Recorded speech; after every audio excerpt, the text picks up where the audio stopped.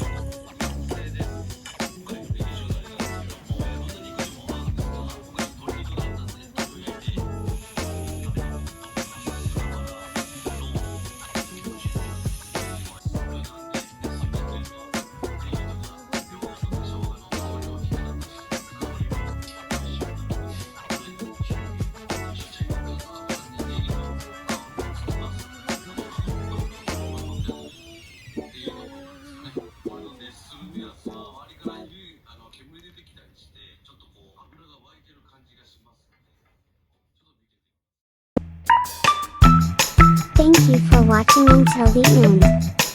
Please subscribe to my channel and give me a high rating if you like.